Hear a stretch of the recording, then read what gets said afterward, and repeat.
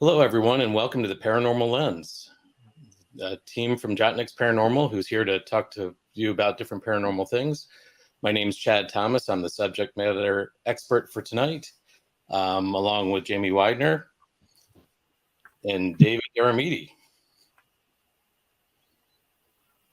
Did I get your name right, David? I'm always bad with that. You're not the only one. It's a unique last name. So, all right. So, anything interesting going on, guys, right now? Are you ready to hear about the Clifton? Let's dig into it. All right. Well, we're going to talk about the Clifton. Yeah, I'm excited. Okay. We're going to talk about the Clifton Theater because JOTT-NYX Paranormal is going to head there in a couple weeks. We're going to visit there on April 15th. The Clifton Theater is in Huntington, Pennsylvania. That's about 32 miles east of Altoona and 92 miles west of Harrisburg. The theater itself is located at 717 Washington Street, and that's been the site for 4 different theaters during Huntington's history. The Huntington Opera House opened in the mid-1800s. I found several dates, but March 18th, 1884 seems to be the most well-documented. The theater was built when Muddy Run was buried in a tunnel, and the 700 block of Washington Street was raised about 4 feet. Now, you guys know what water and paranormal, what happens when you put those two things together. Sometimes you get heightened activity, so that could be a cause for some of this stuff that's happening. The theater was constructed on the north side of the street and spanned most of the block. It cost about $46,000 in 1884. So in today's market, that would be about $1.4 million. So it wasn't a small venture at the time. The theater seated about 1,500 people. The first floor was retail space, and the auditorium was on the second floor. Now, something that I found interesting is there's no evidence that operas were ever performed at the Opera House. Music and melodramas seem to be the most popular shows at the time. The original theater burned down in a large fire in December 19th in 1901. The fire destroyed the entire block. That includes the first floor drugstore and the auditorium. And it's reported that this may have been the largest fire in Huntington's history. In 1914, the new Huntington Opera House was built on the foundation of the original theater. This theater was also designed for live performances. The theater remained a space for live theater until it was purchased by Andy and Robert Gamble in 1921. It was renamed the Gamble Theater and began showing silent films and talkies. Ticket prices were 5 cents per admission. Now, the Gambles only owned the theater for about a year. They left the entertainment business for auto sales. So they went from one lucrative thing to another lucrative thing. Let's see. In 1923, the theater underwent a renovation overseen by J. Lynn Blackford. Now, there were some things that pointed to there had been another fire that caused this renovation to happen. Other things pointed to the fact that he just wanted to take it from a converted live theater to movie space and make it an actual movie space. So at this point, they upgraded the projectors and installed a pipe organ. Blackford renamed the theater the Clifton after his son. One of the local newspapers pointed out that there was looking at my notes here. There was a typhoon ventilating system, and this system could exchange the air in the auditorium every 2 minutes. Now, during those days, air conditioning like that would have been pretty impressive. Most things weren't cooled at that point, so that would have been a pretty impressive system to have. Let's see. Blackford actually owned 2 theaters in Huntington. The first one was the Grand, and the second one was the Clifton. And in 1930, both theaters happened to have fires in them. The first one was the Grand on April 26th, and that partially destroyed the theater. And the Clifton was completely destroyed on November 30th. So something seems a little fishy there, but I'm not sure if there's any anything pointing to arson or anything like that. Nobody seems to know what caused those fires. The Clifton was rebuilt and opened in 1931 with 1,000 seats. By the early 1940s, it became part of the Harris amusement chain. It sat in different ownerships for a while, but in the early 80s, David Peoples bought the theater, and it was reported that the first movie he had on the air was E.T. So I think the three of us can relate to that. That was like during my early childhood. So E.T. Phone Home. People's converted it to I saw it in the theaters as a kid. What's that, Dave? I saw it in the theaters as a kid. Mm-hmm. Yeah, me too. Yeah. People's converted it to a 5-screen multiplex in the mid-1990s. Now, Theater 2 still has the original proscenium arch, stage, opera boxes, things like that. As most of the theaters have been, Clifton has been converted to a digital projection system that comes at a high cost. And I'm guessing that that's probably what's leading to the fact that it's up for sale right now. A lot of the smaller theaters like the Clifton have gone out of business because of they're actually forced by the distribution arms of film to upgrade to digital. It makes it a lot easier for them, but it's expensive and hard to keep that going. So right now the Clifton is currently listed for sale. You can find it listed by Star and Associates Realty, and it's just under $300,000. So I don't know, David, there may be a business opportunity for you if you want to go with that.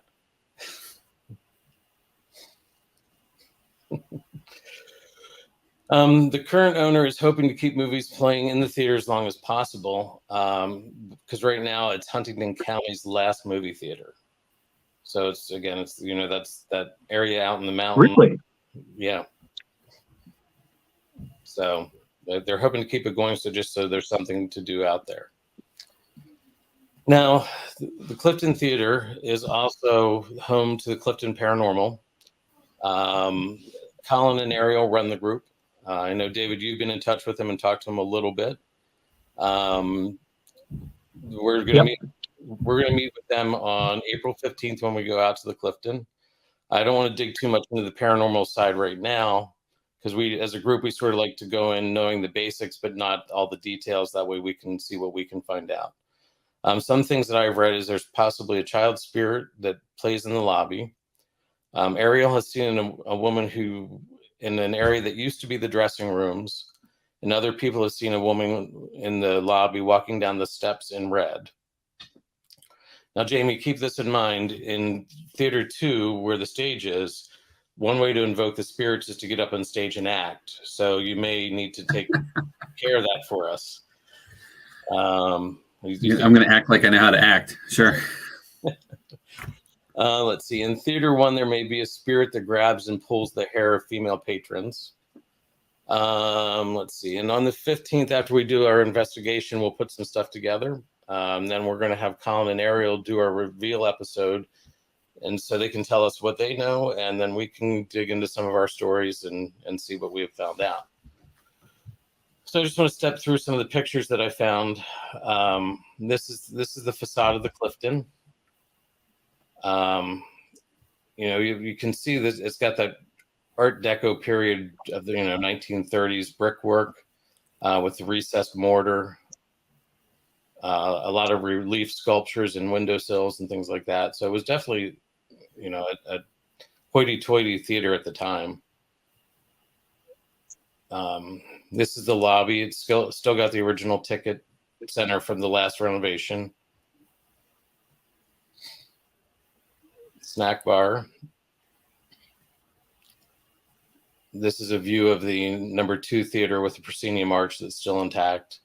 It's got the railing in the front where the orchestra pit is, boxes, and then there is, you can still access the stage.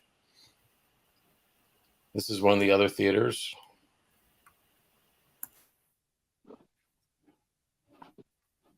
Let's see. Now, it blows my mind when I was talking with Colin and Ariel that it blows my mind that it is a functioning theater. and they do matinees. I believe on a Wednesday and a Saturday, and the folks that run the Clifton Paranormal are the ones that actually run the theater as well. Okay. Wow. So it is. They do have that's still first run movies, which is a cool thing that they have both in the same space. It is a paranormal space.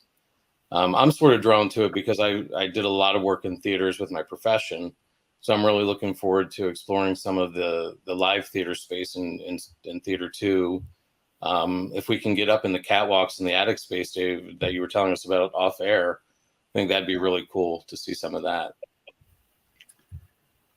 Yeah. When I spoke with Colin and Ariel, they specifically mentioned the attic and the fact that they've caught a number of class.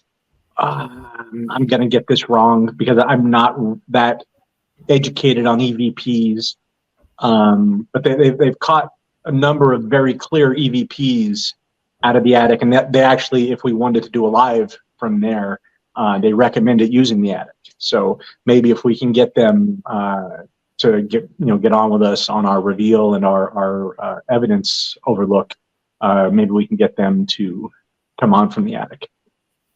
That'd be cool. Yeah. Yeah, I think it's Class A EVP is the ones that are clear.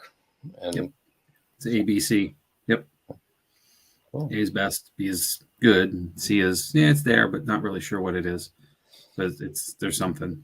So it's these kind of this is okay. I'm so excited about this place. I can't even talk.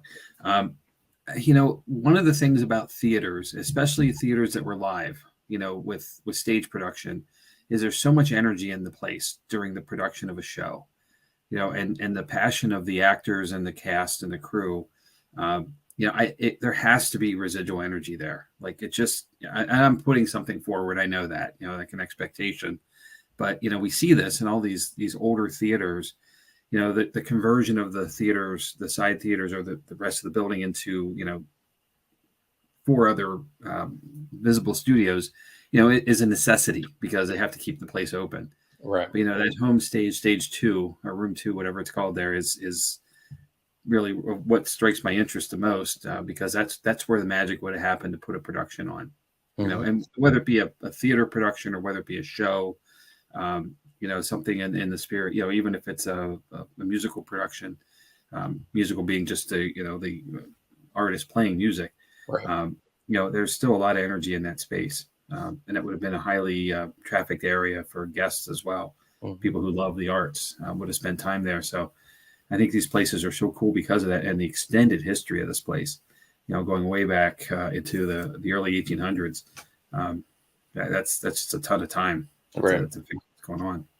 And I find it interesting that this theater, and sort of like the Fulton Opera House that's near us, was used for so many things. It's the Fulton was a hall that had a performance area or meeting hall or whatever you want to call it on the first floor, but above that was a shooting gallery, and at one point it was a prison. Like these spaces have been used for so many things, and this one it's had 4 different theaters on the foundation, and I think that's so cool.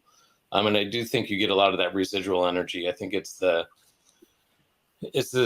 playing it over and over a lot of times in theater. It's the same. It's not always intelligent hauntings. It's that repeating loop that you get in a lot of theaters, but sometimes you do get intelligent hauntings. So I'm looking forward to see what we can find. Absolutely. We're going to hit it with everything. Well, that was going to be my question, whether or not they. Go ahead. That was going to be my question, whether or not they experienced residual or intelligent hauntings, and if anything was stirred up even more so by the renovations and such that they've made. From what I gather, they have both. You have the residual haunting of the woman coming down the stairs, the woman in red coming down the stairs. The thing that I read that Ariel noticed was she dropped her cell phone, and when she went to pick it up, it's like she saw a woman moving from one area to another, like she was changing and getting ready to go on stage. She was in an area that was the dressing rooms at one point. So I think those are your residuals. But then if they're getting EVPs, there are a couple clips out there of people who, like on YouTube, of people who have done recordings there. And as they're talking and introducing stuff, there's things going on in like voices in the background. So I find that's pretty interesting. The one theater, I believe it's Theater 1, they experience spirit, or they think of a man possibly, they're not sure, grabbing women's hair or touching women.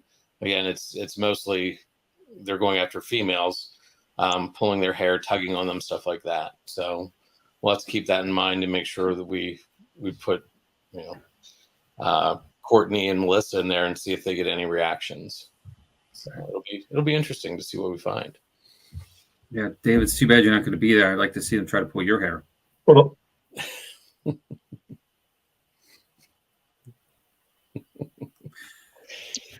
we probably have at this point of our team's, existence, we probably have the most amount of technology and equipment that we've ever had. And I that's also what excites me, is that we get there with all the cool toys that we got. Some new things in the arsenal that we've been slowly rolling into our events at Boobies, but getting away from what we know, and we know the brewery pretty well from being there on a very regular basis, coming into these unknown spaces, and I think you said it very well, Chad. Not knowing a lot about the place is important, because if we come in with a high expectation that, say, the attic or the stairwell, with the Lady in Red is going to be a thing, then we start to have expectations that those spaces will, and it's kind of like, you're poking something there, intentionally. Sometimes it's just better not to have a whole lot of history, so that the other things that are, naturally happening and regularly occurring there can come forward as well. Right. And it's cool that they have a team that does the space regularly too, so they have some understanding. The spirits have some understanding that there is engagement and how it works. And, instead of going to a place the first time where it's never been investigated, we may have to educate spirits as much as, we want them just to automatically engage. It may not work that way. So we've seen that, we got to the brewery, it was the same thing. We got to the Haldeman Mansion, it was the same thing. Places we've been very regularly to, with over time, more activity started to happen because there was just familiarity with us and what our equipment and how we operate. So it's cool that they're already there working at the place on a regular basis. Yeah. And it's cool that it's both things. They do the day-to-day theater running, mm-hmm. and the investigation, because that way the spirits are used to them all the time. It's like, they're used to them being in that space. It's not like these new people coming in just at night or whatever. It's like they're there all the time, because even at Boobies, we've noticed that a lot of the people who work there have experiences because they're just so used to them being there. So, David, you were going to say something? No, I wanted to touch on that again with the familiarity, especially with the equipment. If you remember, Chad, when we went to Liverpool, when we keep speaking of the Liverpool house and our investigation out there. I was there. You only got to go the one time. I was there 3 times. I was there with the walk around, and then I went once prior with equipment to kind of familiarize, because that's typically an issue that we run into. Like Jamie said, when you go to a place and you can feel that something was there. One that strikes me when we said it was the tannery out in New Holland. Out in New Holland. The first time that we went out there to investigate with, when Justin and Courtney and Jerry and Missy and whoever else went out there, one of the big takeaways that they had brought back was that we could feel like that something was there. Something was definitely there. And you and I have been there, and we can attest that there's something definitely there. But it didn't know how to communicate. It was unfamiliar because it had never been investigated before. and was unfamiliar with the communication tools. So like I wanted to kind of bridge that with the Liverpool house. So like I made the trip out there. And when you go to a place like when we went to St. Albans, or we go here to the Clifton, you're going to a place that's routinely, or up to the Conjuring House. You're at a place that's routinely investigated. So much like at Boobies, where they have their pieces of equipment they're comfortable with, we can go in with the heads up from the team that's there. Okay, so they like using Spirit Box, and they like using a flashlight, and they like using the REM pod. But so we could have those on hand and set up. But we can also have like some of the other higher end other equipment, set up to see if they could communicate through that as well. Jamie, what are you looking forward to using? What tools do you want to look at? Well, I got a new REM pod, and if I ever can get it back from Dave, I'd love to get it out and get it on the ground. I feel judged. It's just hanging out with your trunk, so the back of the car. The tripwire. I think we've had some really great success with that. I'm glad you have it. That was my first real good experience with it was at the Conjuring House, and I alluded to that in our first episode. We'll get to that, the video of that activity with it, but it is a really neat tool because of the uniqueness of the individual. Hey, that looks familiar.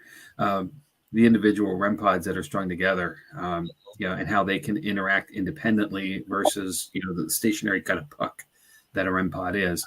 Right. And because of the string that it comes on, then you can stretch it out, or as we did at Conjuring, we put it in the circle. And it was, triggering in different directions that way. So it was it's some really cool stuff there. But the old school stuff is still some of the best. We are still the best tool we have. As our senses are attuned to these kind of experiences. Just being in the space is really kind of just what I'm looking forward to. Just sitting down for a while and just experiencing the building and all it has. Yeah, I mean, what about you? Well, like you alluded to earlier, that it's that old theater feeling. It just has that energy. You walk into it, and it just has that energy. So yeah, I'm looking forward to the tripwire. But I'm also, I've been wanting to experiment with the dowsing rods a little bit more. So I'm hoping to try that and see if I can get anywhere with the dowsing rods. So we'll see what happens. Cool. Dave, is there anything you want us to try while we're there? I do have a question. Okay. No, Chad, I do have a clarifying question though for you specifically. Okay. When you mentioned water and its effect on the paranormal, I don't know. Like I'm ignorant on that fact. Can you explain that a little bit better for me? There are theories that running water will have an effect, a positive effect on the paranormal, inducing or invoking or creating more paranormal activity in an area. So the fact that this creek or run was buried under the street that this is on, and having that water flowing under the street could help raise the paranormal activities there. It's the same sort of thing as limestone. It's all those minerals that they say helps not create but enhance paranormal activity. Yep. So a lot of places have natural springs, and especially the older properties had wells, right? They lacked plumbing at the time. So there's a lot of them were built at a place where they were because there were natural springs nearby that they could be tapped into, hence the water aspect. In a place like, we haven't really talked about this here yet because it's a bit out on our radar, but coming up at the end of the summer in September, we're going to be at the Red Mill in New Jersey, which is an active mill right on the water. That spinning wheel that's creating the energy to run the mill itself. Is driven off water power. So, another element there of what could be causing some of the heightened activity that place has, the property has. So, but it's obviously it's a theory, but there is some preponderance to it because, there's consistency in it. Like if there's activity around water, and again, coincidental perhaps because we build things near water because we need it for sustainability. Right. but it is something to be considered. Or, the other side of that is it is moving water, that takes energy. We know that spirits need energy to manifest. So maybe that movement and you've got what is it, kinetic energy that with that moving. So maybe it is a way that they can draw energy from that movement. Again, like you said, theory, we don't know. So, but that's what most of this is at this point, is theory. So Yeah, we go from a podcast to a TED Talk real quick if we had a fact on that. Exactly. So I'm glad you asked though, Dave, because that's one of those things, like, and I'm going to go tangent here just for a quick second, but that's kind of why we're doing this, right? To kind of explore some other things that we're curious about and we want to know more about. So the water factoid, is an interesting thing, and especially how it relates to the paranormal field. So that I see that could be an episode, somewhere along the way, just at least a discussion, with some other subject matter experts other than us, those who are more attuned in the field, to bring that forward to have it be a deeper dive for us at some point later on. Yeah. Well, I'm embracing my role. I'm going to have the chance this time to be the audience surrogate, for the Clifton, because I'm not going to be there. I don't have any research done or anything on it, and so I'm going to be the guy asking the questions because I'm not going to have the opportunity to be there with you all. Can I dare say you'll be there in spirit?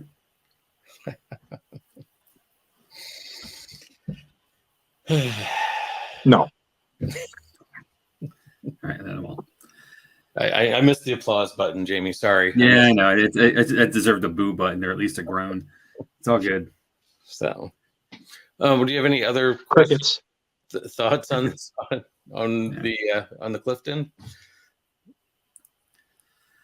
It can't come fast enough. Yeah, I don't. Okay. So, it's about a 2.5 hour drive for us, Jamie. Yeah, a little over 2. It depends which way you go. It's in the mountains, so there's no easy way kind of thing. And it's one of those things where the town looks like it shuts down at 10 o'clock. So when we start, I think at 11. So we'll have to figure out some logistics there. We won't have our assistant to the traveling secretary with us to help us with our plotting of where to go and what to do. But we'll figure it out. And it's nice to. I think we're done around 4 or 5. I have faith in you guys. We'll find our way. Okay.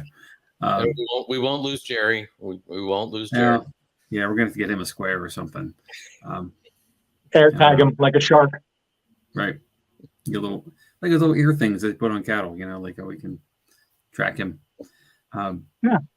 It's easy. It's easy and easy out though. 2 hours is. It's a 2 hour drive, but for us, we've driven further. Much further than that. So, some of us drove straight home from northwestern Rhode Island after an investigation. So, Dave. Lunacy. The crazy things we do for our field, huh?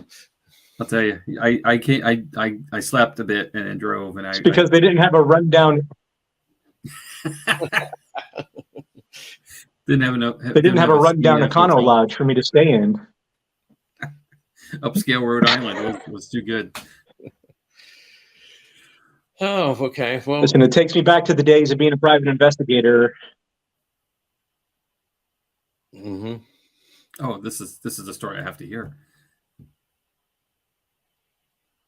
Oh no! I was right out of college. I was a private investigator. I was working for a place out of Birmingham, Alabama, staying in roach motels, making $100 a day, and like that hotel just took me back to those days of, sleeping in a sleeping bag on top of a bed because I didn't want to touch the rest of it. Yep. So I traveled the country for several years at a career like that, not investigating, but remodeling retail stores. And yeah, there were some places that we got landed at that were in exactly that spirit. I almost went through a floor in a hallway of a hotel, actually not too far from here, up in the Reading, or I'm sorry, in the Allentown area. And a couple nights we had gunfire in the hotels, and there's some fun. So traveling is great, but plan ahead. Mm-hmm. Read the reviews. There's a reason they're there.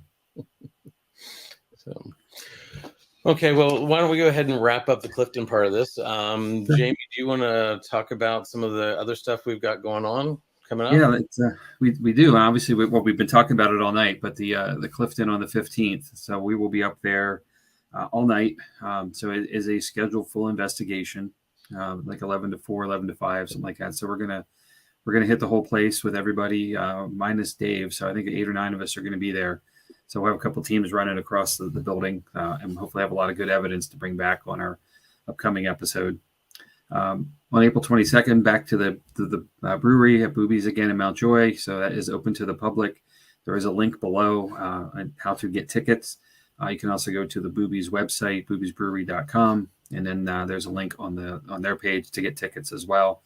And then coming up after that, on the 29th, Burlington Jail Museum in New Jersey. Unfortunately, I'm not going to make this one. I know Chad is not. I don't think any of us actually are. But the team's been scheduled to go along with our JOTT-NYX New Jersey. I don't think team. none of us are. We're good. Yeah, I think we're all elsewhere. That one has been on the books for a while as well, and one I was looking forward to. Unfortunately, I've had a conflict.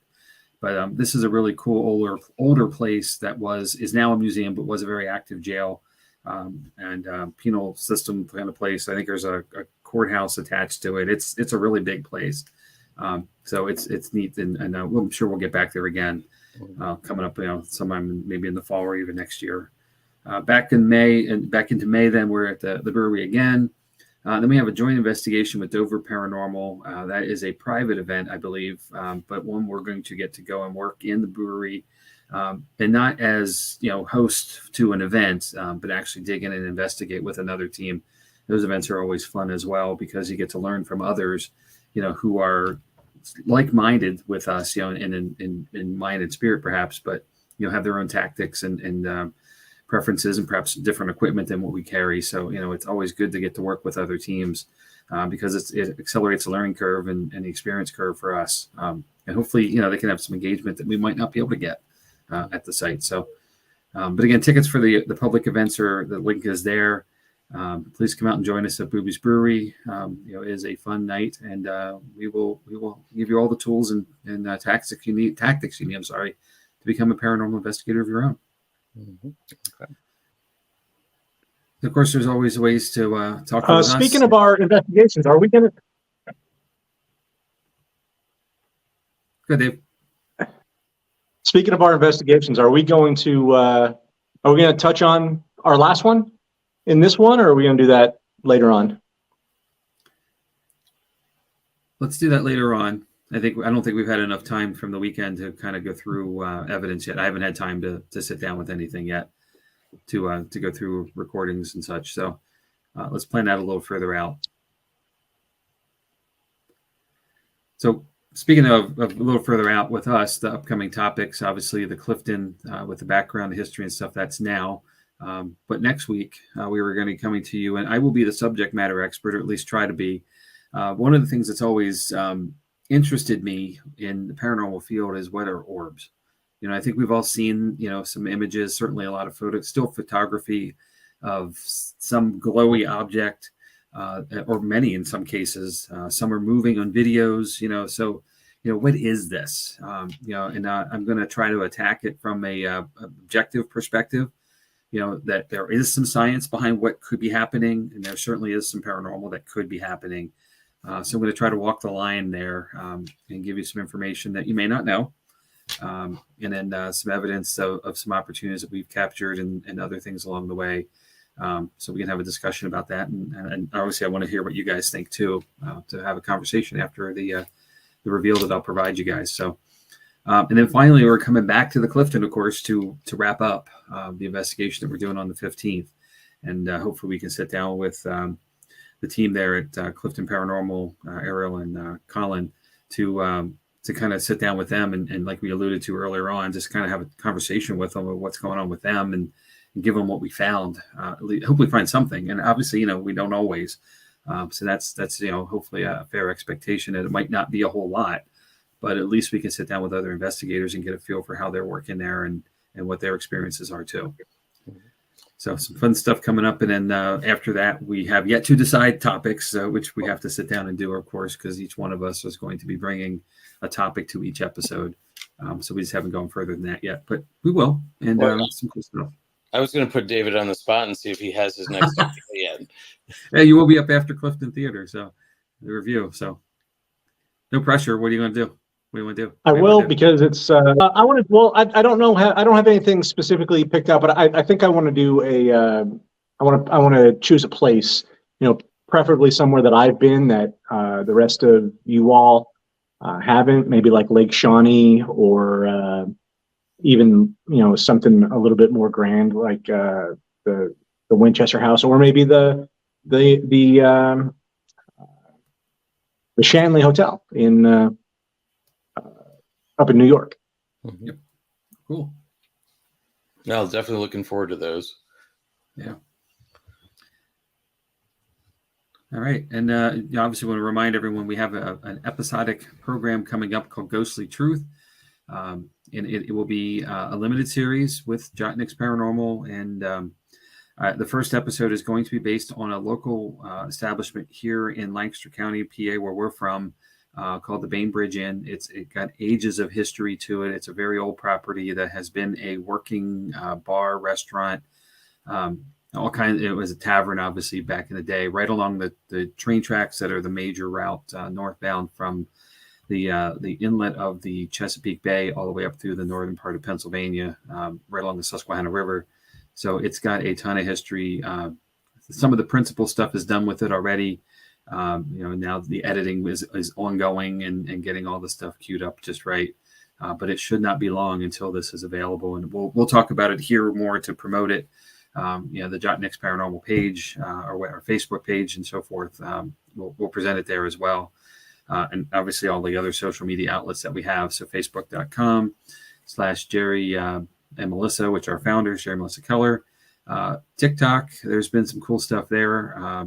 We keep talking about Booby's Brewery, but they have a new social media manager who's been putting out some cool content, playing on their paranormal experiences there. Our own David Dermidi is one of the participants in one of those, and Courtney from our team is stand-in as one of the ghosts. So check them out and check us out there. Of course, Instagram and YouTube resources there too. So give us a follow, give us a like, leave your comments for us. We will touch base on them, I promise. And then, we'll hopefully see you down the way at another episode, and maybe out of an investigation.